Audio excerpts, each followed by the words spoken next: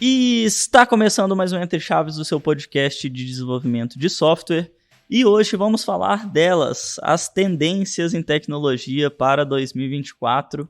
E para isso, como sempre, estamos aqui com ela, Fernanda Vieira. E aí, Fernandinha, tudo bem? E aí, Champs? Pois é, esse episódio, tô empolgada, a gente gosta, né, de falar de futuro, de caos, de IA, né, tem tanta coisa que a gente vai falar aqui hoje, gosto muito desse episódio.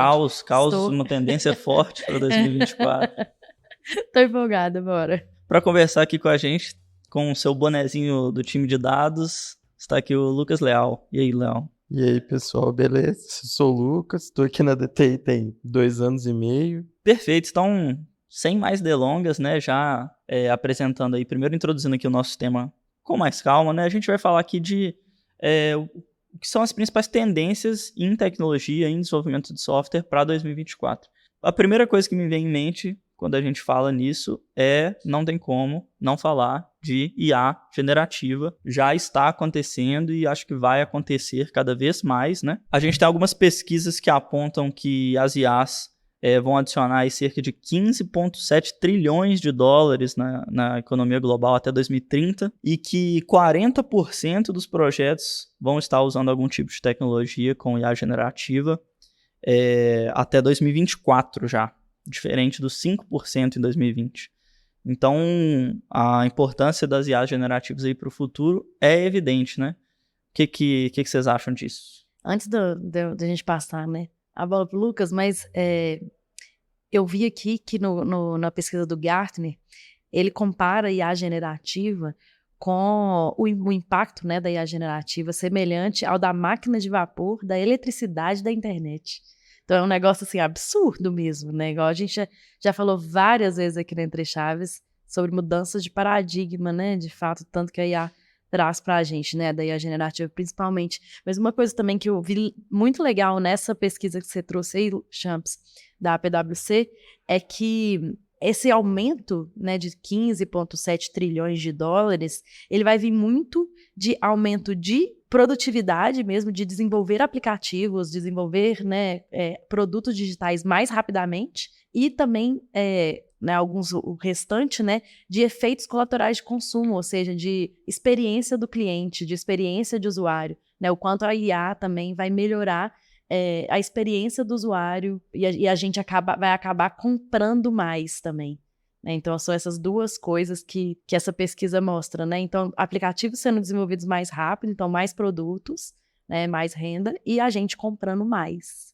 Porque os aplicativos, as coisas, né?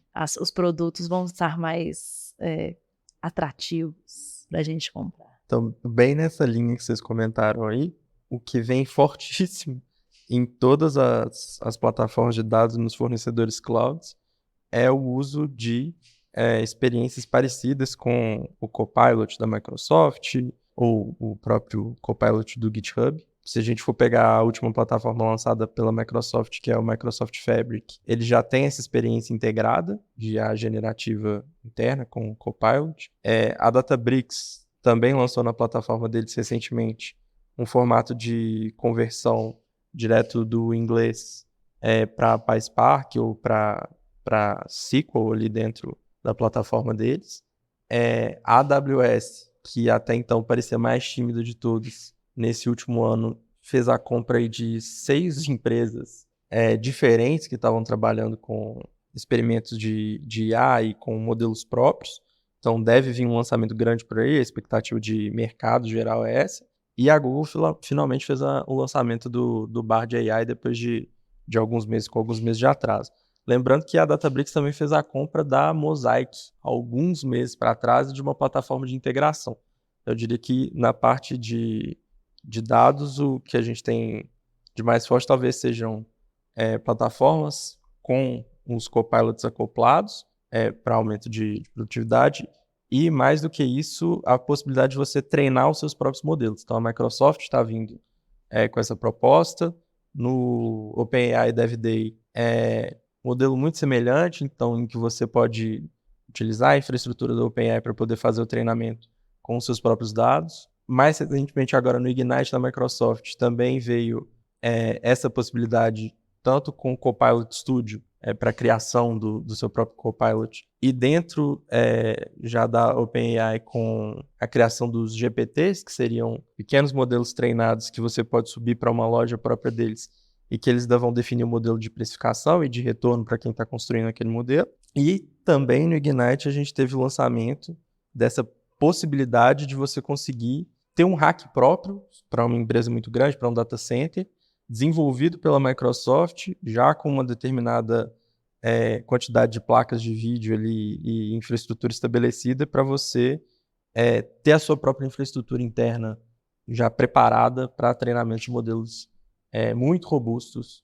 Isso é o que a gente estava comentando nos bastidores ali, que é a parceria com a NVIDIA, né? Isso. Uma parceria com a NVIDIA fortíssima, com o lançamento... Aí são várias coisas. Teve o lançamento desde processador novo, usado internamente na infraestrutura da Microsoft, até de GPU completamente nova, exclusivamente para esse tipo de trabalho. É um poderio bélico extraordinário, né? E é interessante ver como que a IA está presente desde, né, o desenvolvimento do código até o produto final, ela está presente. Desde ajudar a gente a produzir os softwares mais rápido, até a experiência final do usuário, ela está presente também, né? Então, não tem como fugir disso mais, né? Eu acho que assim, além, né, do próprio desenvolvimento, que aqui a gente é mais próximo, né? Ou seja, a gente viu muitos os copilots acelerando o desenvolvimento mesmo, né? Ajudando os programadores no dia a dia ali a tanto desenvolver mais testes, né, automatizados mais rapidamente, fazer documentação mais rapidamente. Qualidade de código. Qualidade de código, com certeza, né? Em relação a isso, encontrar nos code smells e dar sugestões, né, rapidamente ali para o usuário. A gente viu isso muito, mas não só no desenvolvimento, né? Em outros momentos do desenvolvimento do produto digital, aí quando eu falo assim, até na parte de design dele, né, da experiência do usuário, como a gente estava falando, ou até em outras partes que não são só o core, né, do desenvolvimento mesmo, a gente consegue ver também melhorias com esses copilots, ou o próprio chat GPT, né, em que a gente consegue resumir coisas mais rápido, tirar a carga cognitiva de várias coisas né, se eu tenho tanto de coisa que eu tenho que fazer, eu consigo pedir a ele para me ajudar a priorizar, a resumir minhas tarefas, né, a elencar as coisas que são mais importantes. Toda essa parte de copilotos, né, de IA generativa, estão nos ajudando já, mas eu acho que o potencial para 2024 é gigante. Ainda mais com o lançamento agora das integrações, por exemplo, no caso do OpenAI Dev Day, foi mostrado integrações com outros serviços dessas plataformas e com a possibilidade de você alimentar, especificamente no caso do ChatGPT, com vídeo, dele ter output em vídeo, dele ter output em áudio, dele aceitar imagens. Então isso aí abre uma nova frente. Exatamente, assim, eu estou usando o GPT-4, né, eu assinei, e assim, abre outra coisa mesmo, assim, eu ajudo, eu peço, né, eu copio, por exemplo, uma tabela do meu Excel e mando para ele, e ele me ajuda a entender, a fazer gráfico, aí ele já me mostra o gráfico, é bem, assim, né, eu mandei outro dia imagens, assim, ele consegue descrever bem, ele usa, né, outros serviços também. Enfim, eu acho que o potencial realmente para 2024 é gigantesco. Eu fiz um trabalho recentemente de apresentação mesmo, que eu precisava fazer uma apresentação, uma palestra. Ele me ajudou do início ao fim, assim. Eu acho que eu até já falei isso aqui no Entre Chaves, não sei. Mas ele me ajudou de uma forma, assim, absurda, em realmente sendo um copiloto total, assim, em ser um assistente mesmo. Eu discutia as coisas com ele, é absurdo o tanto que ele me ajudou. Falando em um novo mundo de possibilidades que a IA traz aí, né? Antes do episódio a gente estava pesquisando sobre isso, né? E inevitavelmente a gente cai em algumas discussões que no início eu falei brincando, mas é verdade, de fim do mundo, né? Assim, o potencial da IA não só de contribuir positivamente com os produtos digitais, mas também como tem vários panoramas aí em que é realmente muito perigoso, né? Que abre possibilidades de várias vertentes aí do apocalipse, né? Nessa seara aí, a gente teve a semana que passou agora, tá acabando agora, a novela da OpenAI, de toda a mobilização que teve em função da saída do Sam Altman, e uma das primeiras teorias levantadas na internet, aí tudo especulação lógico, foi, olha, lá é dividido, tem um board que está voltado para a parte de segurança e como que a AI vai ser aplicada para melhorar a vida das pessoas, e tem uma outra parte da organização voltada para o lucro. Mas essa parte que demitiu, no fim das contas, o Sam Altman, ela é exatamente a responsável por essa parte de segurança. E aí, uma das primeiras coisas que o pessoal levantou foi, pronto, conseguiram descobrir a AGI, que é a próxima evolução da IA de fato, com capacidades cognitivas parecidas com o ser humano, mas com a capacidade de resolver problemas matemáticos, que talvez seja o maior problema atual dessa geração de IAs generativas que a gente tem. E aí, beleza, passou, teve toda a novela, ele saiu de lá, as pessoas ameaçaram se demitir para ele voltar, foi pressionado pela Microsoft para voltar, foi contratado no domingo pela Microsoft, saiu de novo, foi contratado agora pela OpenAI de volta, vai demitir o bot que demitiu ele. E aí você pensa assim, acabou a novela. E aí, 2 minutos antes de começar aqui, abri o celular para fazer uma pesquisa sobre a AGI, e aí já veio uma primeira informação lá da Reuters, de 1 hora atrás. Uma das probabilidades da demissão do Sam Altman tem a ver com Project Q, que é as pessoas estão especulando internamente que tem a ver com a descoberta de fato de AGI. Então é uma coisa que a gente está completamente no escuro. Se aconteceu ou não aconteceu, existem outras teorias, porque parece que o Sam Altman estava tentando levantar alguns bilhões de dólares para a produção de chipsets que alimentariam plataformas de IA. Então isso não está claro ainda. Acho que a gente não vai saber de fato o que aconteceu, mas se a AGI vier, é Skynet mesmo. Mas assim, eu acho que a gente nunca falou aqui sobre a inteligência artificial geral, né? Isso. A gente nunca falou sobre esse tema aqui no Entre Chaves, acredito eu. Então, você podia contar assim, um pouquinho pra gente? Você falou, né? É sobre como quando a inteligência artificial atinge um nível cognitivo semelhante ao do ser humano. Ao nosso, e algumas definições dizem, né, até superior ao humano. Então, basicamente, resolver problemas que a gente nunca resolveu, como se fossem coisas assim? Isso, resolver tanto problemas que uma pessoa, no estágio atual, né, que é até onde a gente sabe, do que é publicado, em termos de problemas matemáticos, uma inteligência artificial é capaz de resolver o equivalente, talvez, a uma criança do ensino fundamental, isso de maneira autônoma, mas a expectativa pro longo prazo é que isso mude e que a gente chegue no ponto realmente dela ser capaz de resolver problemas complexos até acima do nível humano. E aí, quando você chega nesse nível de equiparar com o ser humano adulto médio, chama AGI. E aí, o problema que a gente começa a entrar do ponto de vista de discussão ética, é o problema, tipo, o Exterminador do Futuro mesmo. Pô, se eu tenho uma coisa que é capaz de tomar decisões no mesmo nível de inteligência com a gente, quanto tempo será que demora para ela chegar na conclusão que o problema do planeta é a gente? É bem mais sustentável ter um planeta só de robôs, né? Vamos falar de sustentabilidade aqui, a gente não tá bem, viu, galera? Aí você tem exemplos e exemplos na ficção científica. Você tem lá Matrix, você tem o Ultron da Marvel. Essa é uma discussão que na ficção científica ela tá presente há 60, 70 anos, antes da possibilidade da gente chegar nesse ponto de fato, mas existem pessoas de fato preocupadas com isso. O pessoal criticou muito na época o Elon Musk quando ele levantou essa bola, porque ele também era da OpenAI. Ele levantou essa bola de que será que a gente não deveria parar o desenvolvimento das IAs porque em um determinado momento aquilo seria perigoso?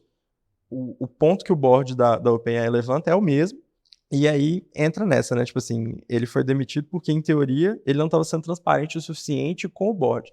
Aí a gente não sabe se isso tem ligação com esses outros negócios que ele estava conduzindo por fora, ou se é alguma questão mais profunda que não foi revelada de fato. Mas a Microsoft está forte ali investindo no que vier. É bem traumático mesmo, né? Esses exemplos que a gente vê na ficção e tudo mais. E outro dia eu tava vendo um Reels, agora eu tô tentando lembrar se foi num evento da Meta, onde que foi, que um cara, ele tá, né, interagindo com um humanoide lá, um robozinho, né, com formas humanas e tal, e aí faz uma pergunta, tipo, se um dia eles vão ter a capacidade de tomar decisões e dominar o mundo.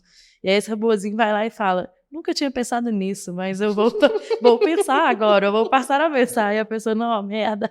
E foi aí que tudo E começou. foi aí que né? tudo O começou. começo do fim. Mas uma outra coisa que eu queria falar sobre esse tema é que nessa pesquisa da PwC, que a gente falou no início, né, de que a IA pode contribuir até 15,7 trilhões de dólares até 2030, eles também criaram um índice que eles chamaram aí de Índice de Impacto de IA, que eu achei super legal, que é basicamente assim, alguns indicadores para medir o quanto a IA está impactando o seu negócio. E aí eles fizeram até umas pesquisas por segmento e falaram alguns segmentos, por exemplo, onde a IA tem impactado mais, por exemplo, tem o potencial, na verdade, né, de impactar mais, como o segmento da saúde, segmento automotivo. Então são alguns segmentos que saúde, por exemplo, né, o tanto que a gente já falou um pouco disso aqui também no passado, né, o tanto que a IA poderia melhorar diagnósticos e ajudar os médicos, né, a prever coisas e tudo mais. Mas esse índice de impacto eu achei muito legal, porque é justamente a gente vendo, né, o quanto a IA pode impactar as empresas também, né? Uhum. Bom, e vamos torcer para que 2024 seja o ano da revolução da saúde e não do apocalipse, né? Não da revolução das máquinas. Mas já fazendo um gancho com isso, uma grande tendência aí que todo ano é tendência, mas esse ano o que a gente está observando é que não é mais uma prioridade, mas uma necessidade, né? Que é a cibersegurança. Fazendo um gancho com a própria inteligência artificial, tem se falado muito sobre testes de segurança mesmo das IAs, no sentido de o quão seguras elas são para os humanos, né? Nesse sentido que a gente está falando mesmo, o quanto que elas vão prover ambientes saudáveis, né, e seguros para as pessoas. São novos tipos de testes, né, que estão surgindo, assim. Mas com a IA e com os impactos dessas tecnologias todas, surgem, inclusive, novos tipos de ataques, novas vulnerabilidades. Então, estima-se, num reporte da Accenture aí, que o preço de reparação, né, de ataques cibernéticos vai aumentar em 15% em 2024, que já não são baratos, né? A média do preço de incidentes cibernéticos, aí, de cybercrimes, era em média de 13 milhões em 2021. A gente deve aumentar isso em 15%. Eu vi aqui que o custo global dos ransomwares aí, em 2023 deve ultrapassar 30 bilhões. Né? Então, realmente, é um custo muito, muito alto mesmo. Quando a gente trata desse tema de cibersegurança, aí vem uma coisa que é um pouco polêmica, né? Eu não sei se todo mundo aqui viu, por exemplo, os ataques de sequestro de dados, sequestro de sistemas aconteceram, por exemplo, em Las Vegas esse ano nos Estados Unidos, que tem, sei lá, não tem um mês e pouco. E aí, quando você começa a pesquisar, várias pessoas falam assim, isso foi completamente encoberto pela mídia, porque os vídeos que estavam no Instagram, que estavam no TikTok e tal, eles tinham um alcance baixíssimo. E aí você só conseguia achar essa informação de que isso de fato estava acontecendo, que era real, tipo assim, pesquisando muito. E esse não foi o único ataque que aconteceu nesse ano. Teve ataques a um banco chinês, um banco gigante, um banco de equity gigante na China, que ficou sequestrado por mais de 24 horas. E em todos esses casos até agora, as notícias que a gente tem é que o ataque, a empresa em si, né, que foi atacada, ela não conseguiu suplantar quem estava atacando ela. Então ela não conseguiu recuperar o acesso. Ela pagou em criptomoedas não rastreáveis para ter de volta os sistemas. Então a gente não sabe o quão vulnerável os sistemas de fato estão, e com o uso de outras formas de ataque, isso fica ainda mais grave. Esse que você falou de Las Vegas, né, dos hotéis da MGM, inclusive tem o Bellagio, né, que é um dos hotéis mais famosos de Las Vegas, que foi atacado, E eu tava lendo sobre isso, justamente os hóspedes ficaram sem conseguir acessar os quartos, ficaram sem conseguir pagar as despesas dentro do hotel. E normalmente, né, pelo que eu tava lendo, esses ataques no ramo da hotelaria, né, é para buscar, para pegar dados pessoais, dados financeiros das pessoas, né, cartão de crédito, Eles foram além, né? Mas eles foram além, justamente. Eles inviabilizaram o negócio. E ficou por mais de 24 horas, realmente, né, a galera não conseguindo entrar no próprio quarto. Loucura, né? E realmente esse tema de segurança, como você fala, né, Champs, ele vem tendo importância, né? Mas eu acho que com, enfim, pandemia, mais digitalização e agora IA, que a gente gera ainda mais dados, o tema vai cada vez tendo mais relevância mesmo, né? E a gente gerando essa quantidade de dados que a gente gera hoje e com essas outras, né, como você falou, deepfake, a gente conseguindo simular a voz do outro, né? É tanta forma, eu acho que de engenharia até, né, social. Eu fiquei pensando que outro dia, muito recente, uma tia de uma prima minha caiu no golpe aquele golpe mais bobo do WhatsApp. Faz o Pix. Mas era do número da pessoa mesmo, né? Tipo, como se meu número tivesse te pedindo um Pix, né? Só que não era eu. E aí a tia caiu, da minha prima caiu lá e fez o Pix.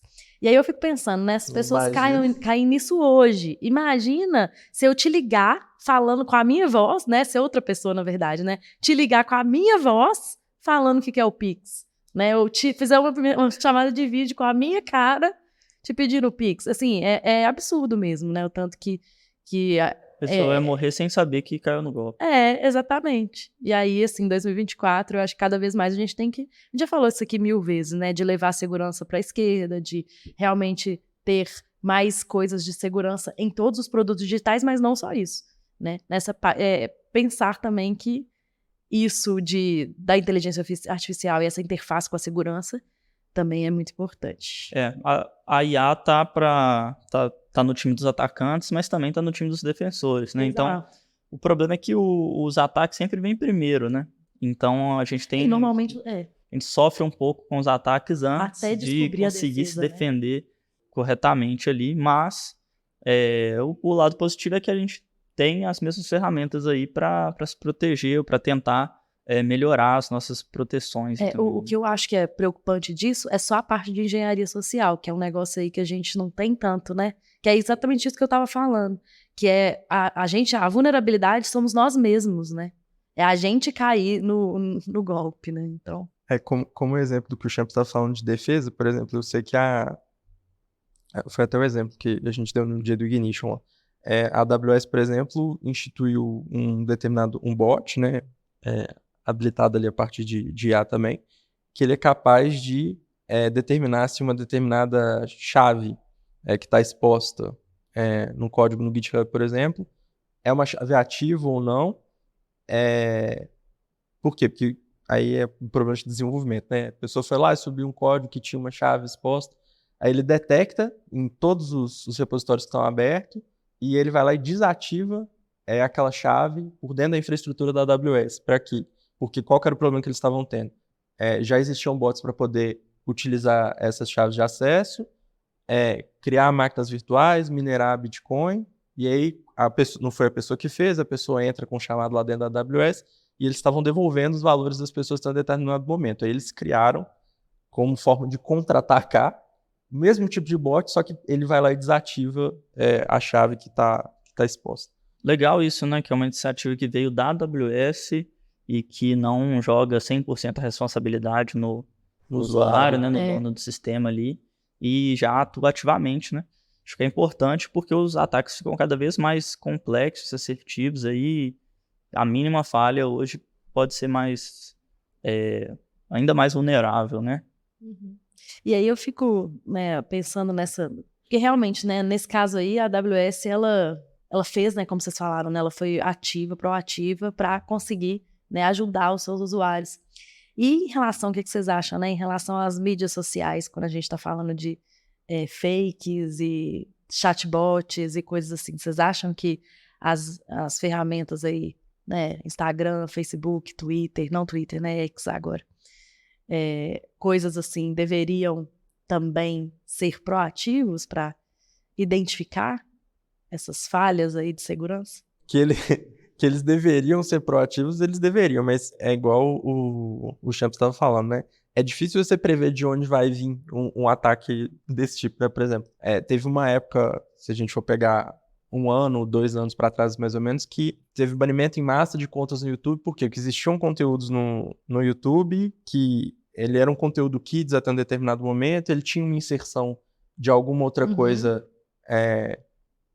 Vários, né? Assim, Várias Peppa coisas. Pig, tava lá vendo a Peppa Isso. Pig e de repente tinha lá um cara mandando a criança fazer um negócio. Então, né? esse tipo de conteúdo, por exemplo, foi um conteúdo que ele começou a surgir, as pessoas identificaram, e aí rapidamente o YouTube foi lá e trabalhou em cima disso para evitar que conteúdo dessa forma fosse, que o upload fosse feito.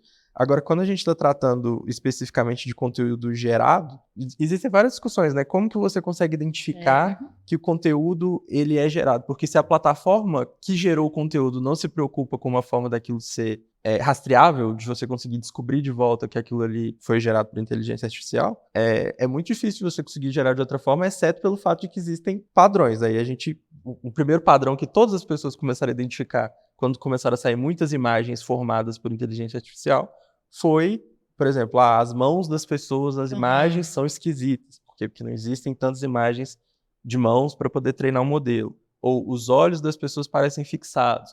Beleza, isso quando a gente está tratando de uma imagem estática, ou de um desenho ou de uma foto. Mas no nível do vídeo, eu ainda não vi A própria questão das imagens são problemas até quase meio que superados assim por várias ferramentas também. Não tem hoje mais tanto esse problema. Eu acho que na questão das redes sociais é mais complicado, porque eu já repeti isso aqui algumas vezes, né? Mas a inteligência artificial sempre esteve nas redes sociais aí, né? Com os algoritmos de recomendação há muito tempo. E a gente teve muito problema com isso, né? Bolha de informação, fake news e tudo mais. O impacto disso já foi gigante, né? Sim. Só que elas não atuaram ativamente a respeito porque não era conveniente para elas, não era de acordo com o modelo de negócio dela impedir que as pessoas tivessem acesso às fake news ou usassem menos o aplicativo, que ele se torna menos atrativo, porque ele não te recomenda o que você quer ver, né, digamos assim. Então, eu acho que a gente corre o risco de sofrer desse mesmo problema, né? Talvez inserir esse tipo de conteúdo nas redes sociais, e eu acho que vai acontecer cada vez mais, pode ser algo que vai incentivar as pessoas a usarem mais, e com isso essas empresas vão lucrar mais também.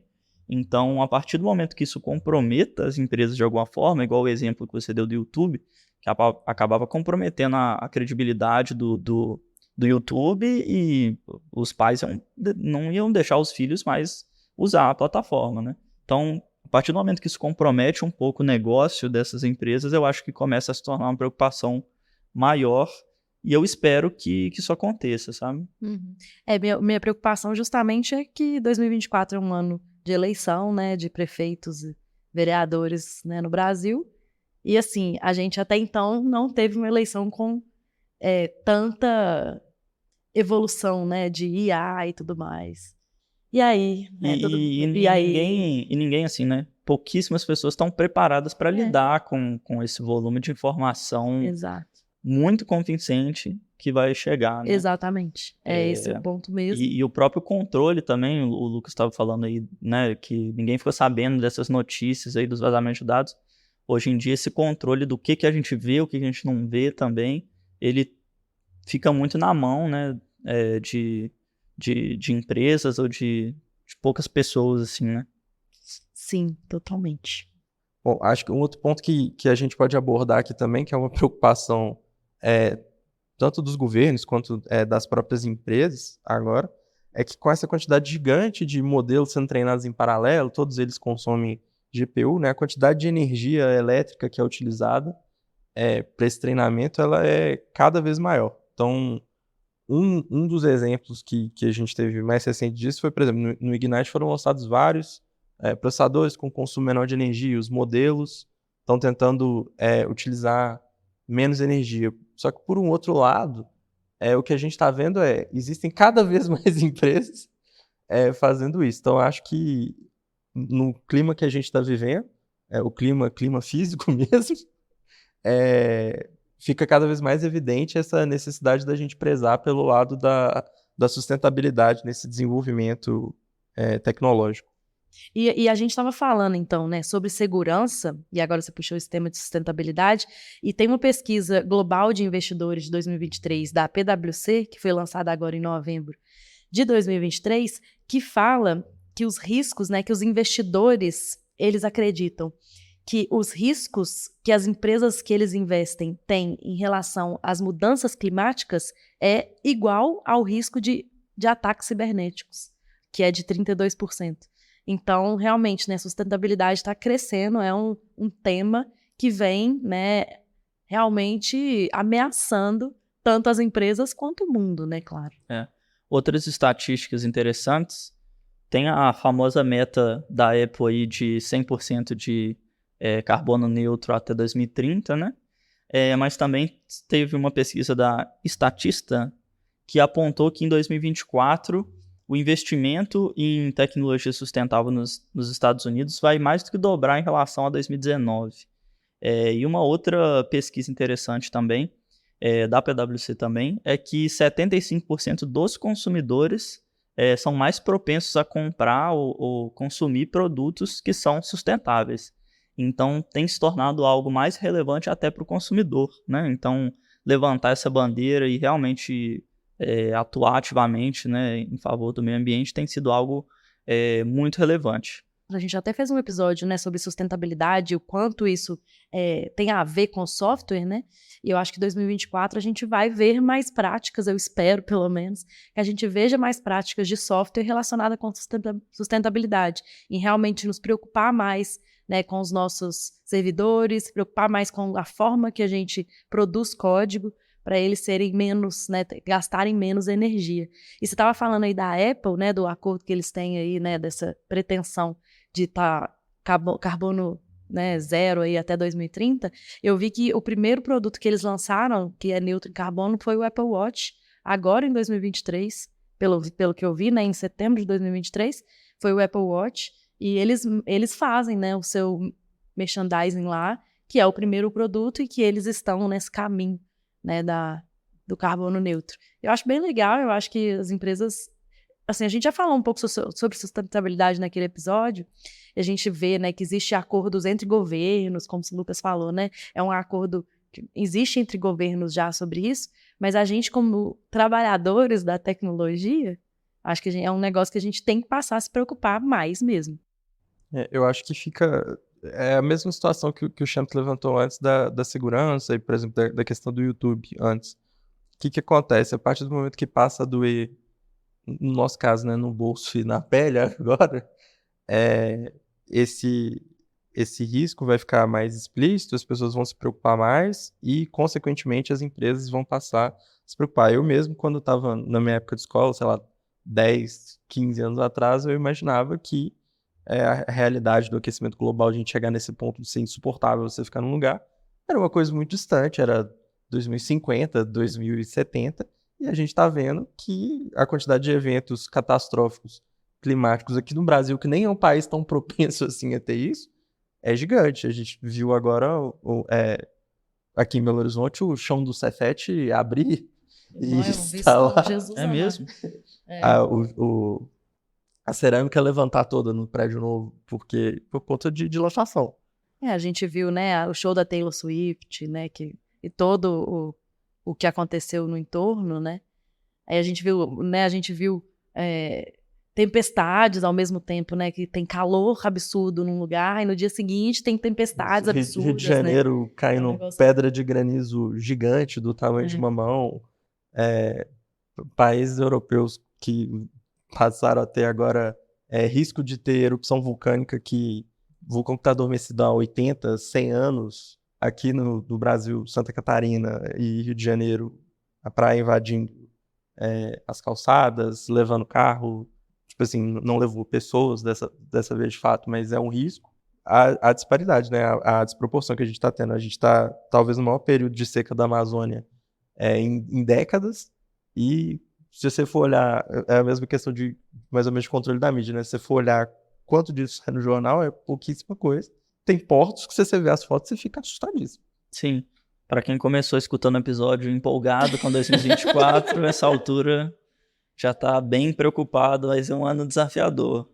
Já não sabe se o mundo vai acabar pelas IAs, né, mudanças climáticas. Mas assim, o ponto positivo é que está se tornando uma preocupação maior, então acho que a gente vai ver mais disso na nossa realidade, né? Então essa preocupação com isso vai aumentar e a gente tende a melhorar a nossa relação com o meio ambiente. Isso, e eu espero também que a gente consiga democratizar mais o uso de ferramentas mesmo para a gente produzir códigos mais sustentáveis, né? Já que a gente está falando sobre desenvolvimento e tecnologia, eu espero que isso também seja democratizado mais, né? E colocado mais no dia a dia dos times de desenvolvimento, né? E aí um outro ponto que a gente vê que trabalhando nos clientes de fato é que existe essa preocupação e que você vê vários clientes, por exemplo, hoje tem portais onde, de transparência de fato, né? Onde os consumidores conseguem acompanhar tanto emissão de carbono, consumo de energia, parte de reflorestamento, dependendo do cliente que for. Então, isso é um movimento que a gente vê no mercado nacional, dos clientes da DTI mesmo, e que é importante para que esse problema seja evidenciado e com isso seja, não vou dizer sanado, porque eu acho que talvez a gente já tenha passado desse momento, mas minimizado ao longo do tempo. E você começou falando, né, sobre esse tópico, sobre o grande volume de dados, data centers, né, que a gente, enfim, precisa para treinar essas inteligências e tudo mais. Mas essas big techs também, tipo a AWS, imagino que as outras também, elas de provedores de nuvem, né, eles também já têm esse tipo de preocupação. Acho que eu já falei aqui no Entre Chaves de um evento que eu fui da AWS, que uma das coisas que foi tópico, né, além de IA generativa lá, foi a parte de sustentabilidade, o quanto eles estão preocupados também, né, com os servidores deles, né, e a forma como eles armazenam toda essa infraestrutura que eles têm na nuvem, né, que para a gente é abstraída como nuvem, né? No caso do Ignite agora da Microsoft, essa foi uma das pautas, então redução do consumo de energia, e acho que é um tópico que está muito vivo em todas as empresas atualmente, porque tá na cara do consumidor final, então... Total. Bom, a Fernandinha comentou aí sobre torcer para que as novas ferramentas, né, relacionadas a desenvolver software sustentável estejam mais disponíveis, mais acessíveis para a gente em 2024, né? E algumas pesquisas estão apontando que as empresas realmente estão tendendo a adotar novas tecnologias cada vez mais rápido. A gente vê que as companhias realmente querem estar à frente. A gente vê o surgimento de muitas novas tecnologias que aumentam a produtividade. Então, acho que a gente poderia falar um pouco também dessas novas tecnologias que podem vir a ser tendência em 2024. Uma coisa que a gente não comentou, por exemplo, durante o episódio, e que a gente comentou bastante durante esse ano no Entre Chaves, foi sobre low-code, no-code, né? Novas ferramentas de low-code, no-code vêm surgindo aí, ou pelo menos novas funcionalidades nessas ferramentas vêm surgindo, e essas ferramentas vêm sendo cada vez mais assertivas para a construção de software e para a produtividade em geral, né? O que mais que vocês veem aí de novas tecnologias aí para 2024 na prática, né? Só falando um pouco sobre low-code que você trouxe, né? O próprio Power Apps da Microsoft, eu mexi bastante nele esse ano, e acredito que ele melhorou muito mesmo, assim, em coisas muito simples que não era possível fazer, por exemplo, a própria parte de tipo, debugging das variáveis, de entender qual o valor que elas têm, né, durante o tempo de execução, a própria usabilidade do Power Apps também melhorou. Enfim, muitas funcionalidades foram adicionadas, eu acho, justamente porque o low-code deu um boom mesmo, né? Mas eu acredito que empresas foram, às vezes, muito com sede ao pote lá de, pô, low-code vai resolver tudo, e viram, talvez, que não é exatamente isso, mas acho que o 2024, né, o aprendizado é que low-code é uma ferramenta que acelera o desenvolvimento, né? Assim como várias outras ferramentas que aceleram, né? Que dão produtividade, mas que realmente não é uma bala de prata e que tem muitos problemas ainda, né? Que ainda tem dificuldade de manutenção, você tem dificuldade de concorrência entre pessoas de desenvolvimento, né? De controle de versão, enfim, muitas dificuldades ainda, mas que é uma ferramenta excelente quando você quer provar um valor rápido de uma coisa, quando você quer, né, aproveitar, fazer um MVP, encaixar muito rápido alguma coisa no mercado. Então, eu acho que para 2024, essas ferramentas vão continuar evoluindo, né? Assim, a gente já falou muito sobre copilotos e provavelmente daqui a pouco o Power Apps aí vai ter um Copilot também para ele, né? Aí, ó, o Leal tá falando aqui, ó, já tem. Eu não vi ainda, mas assim, né? Provavelmente vai ter e vai ser ainda mais fácil de desenvolver, né? Sem saber nada de código. Sim. Só para citar algumas coisas, algumas tecnologias antes também, né? Nas minhas pesquisas aí, acho que as que mais me surpreenderam foram o Bubble e o Flutterflow, que assim é impressionante mesmo, impressionante a quantidade de integrações e possibilidades. É difícil achar algo que você não consiga fazer usando essas ferramentas, pelo menos o Flutterflow, quando se fala em construir tanto o web app quanto o mobile. Além dessas duas, eu vejo o Directus também, né, como uma de back-end, que eu acho também que facilita bem o desenvolvimento também no-code, low-code, né? Um outro ponto que eu comentaria nessa parte ainda de no-code, low-code, que muitas vezes a gente ignora que é low-code, é o próprio Power BI, que no formato que a Microsoft trouxe agora de toda a plataforma de dados dela ser SaaS, com o Fabric, várias funcionalidades que antes exigiam, de fato, você construir algum código em M, ou construir uma medida com alguma complexidade maior, elas vão sendo substituídas por outras funcionalidades dentro da própria ferramenta. Então, essas ferramentas elas estão em constante evolução, e aí entra um outro ponto que, igual a Fernanda já falou, inicialmente nessas ferramentas não existia uma preocupação com a parte de engenharia de software, com as boas práticas de engenharia de software. Então, por muitos anos não houve versionamento, não houve publicação automatizada, não houve teste de qualidade, coisas desse tipo, e é uma preocupação, se a gente for ver em todas as clouds, que essas ferramentas estejam integradas. Então, por exemplo, caso de qualidade de dados, especificamente. Saiu, não tem uma semana, a integração direta do Fabric com o The Great Expectations. Se a gente for ver da parte de versionamento, lançaram forma de versionamento para a plataforma como um todo, que antes não tinha para nenhum componente. E aí existiam formas de você conseguir fazer, de certa forma, isso, e isso, essa preocupação com, apesar de ser low-code, ter uma boa, uma facilidade de manutenção, eu acho que ela vem em todas as plataformas. O Google também tem trabalhado fortemente nisso.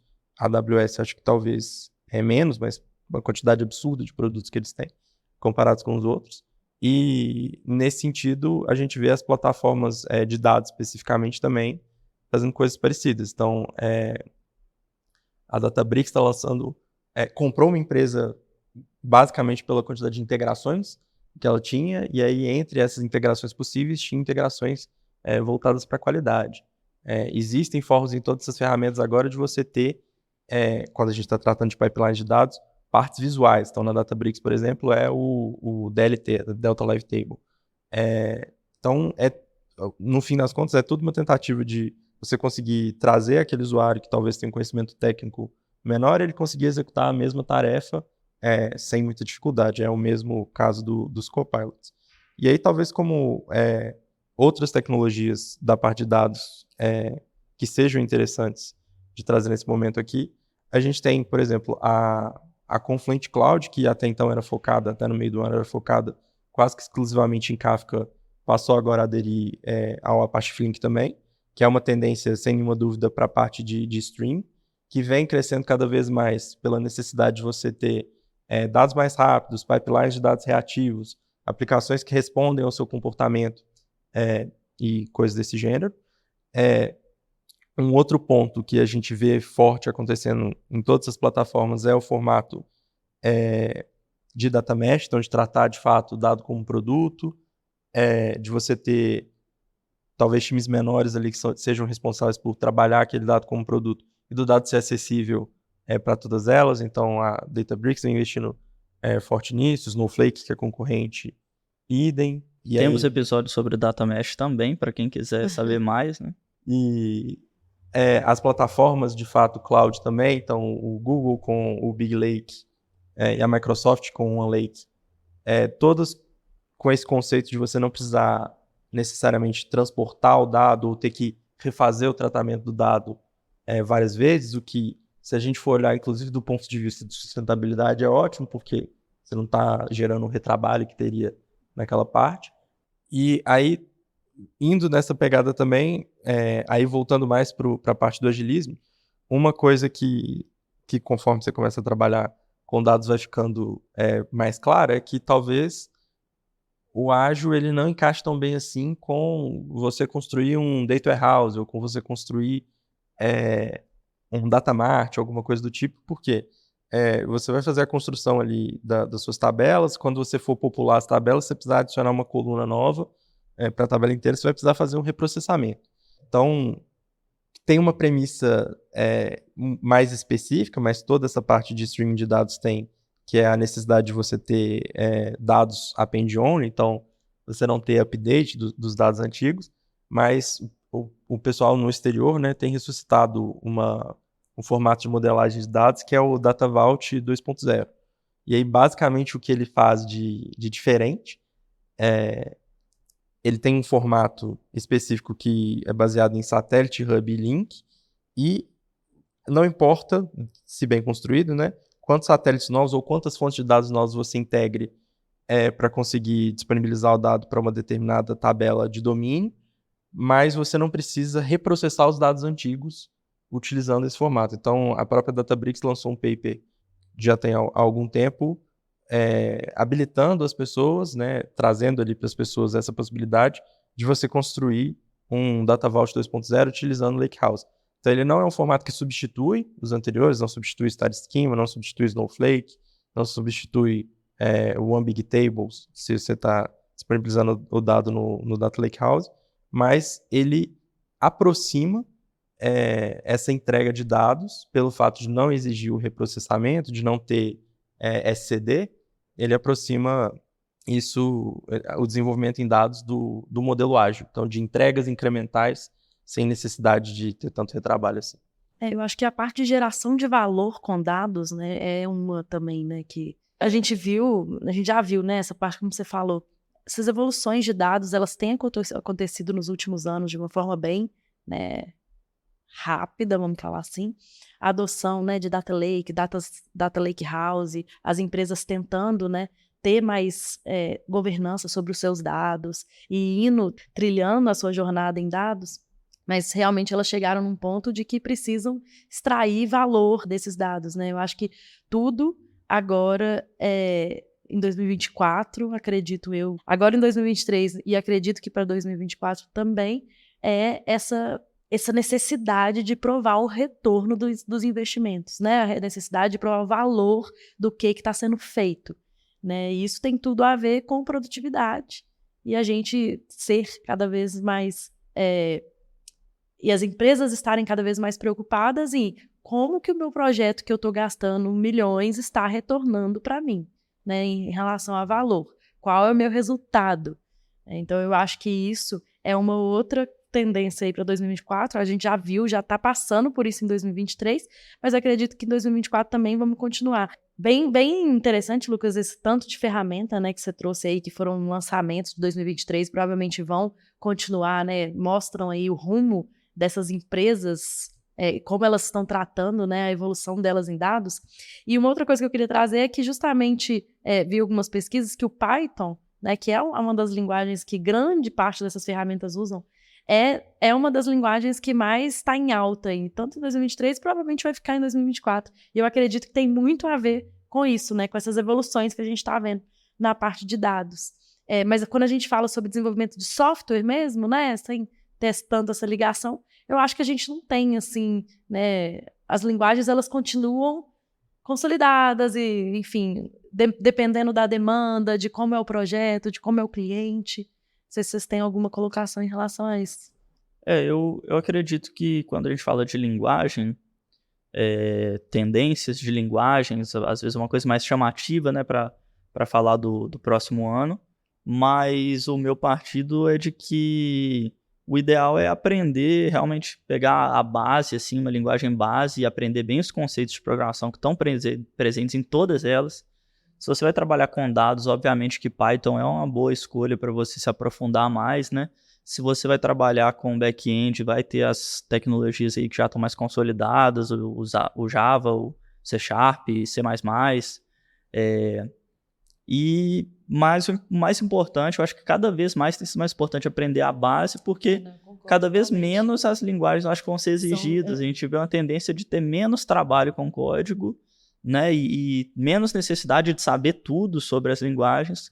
Isso tem sido cada vez menos exigido, né? A gente fala muito sobre camadas de abstração, né? E provavelmente, né, a gente vai ver, talvez não em 2024 ainda, né? Mas assim, a gente provavelmente vai ver no futuro ainda mais camadas de abstração para a gente realmente ter menos, né, contato aí com as linguagens. Mas ainda fazendo um gancho aí com a parte de dados, né? Que o Lucas também falou sobre Lakehouse, né? E a evolução. O quanto as empresas nos últimos anos eles ficaram, né, eles se importaram com a evolução dessa jornada, né, deles em dados, em realmente ter os dados mais disponíveis, em ter uma governança de dados.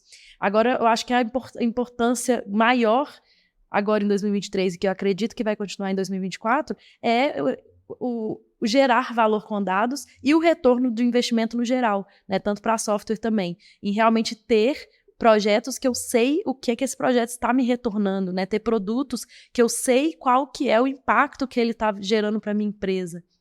E aí vem o tema que a gente falou muito aqui no Entre Chaves, que é produtividade e eficiência digital, que eu acho que vai continuar sendo falado muito em 2024, e da importância realmente da gente ser mais eficiente, da gente fazer mais com o mesmo tanto, né? E realmente eu acho que isso vai continuar para 2024 pelo nosso cenário. Eu acho que a gente continua num cenário muito incerto mesmo da economia e tudo mais. Eu acho que a gente vai continuar com problemas aí orçamentários em várias empresas aí que regem aí, né, o nosso mercado de tecnologia.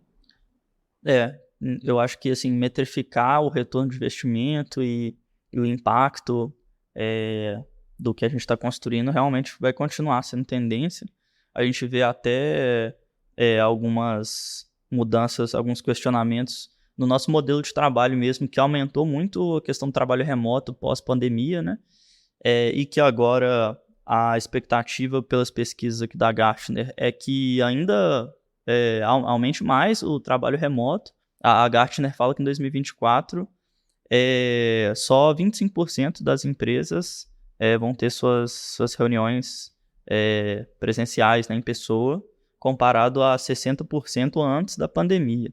Então, pelo menos comparando esse valor com pré-pandemia aí, ele é bem menor, ele está muito longe de ser o que era antes da pandemia ainda, mas a gente vê uns movimentos de empresas questionando esse modelo 100% remoto, híbrido, ou 100% presencial, e tem sido uma preocupação importante aí das empresas que estão 100% ligadas a essa produtividade, o que elas entendem como mais produtivo, né? Exatamente. A gente vê várias empresas, né, vários big techs aí que, inclusive, revisaram, né, o seu modelo de trabalho.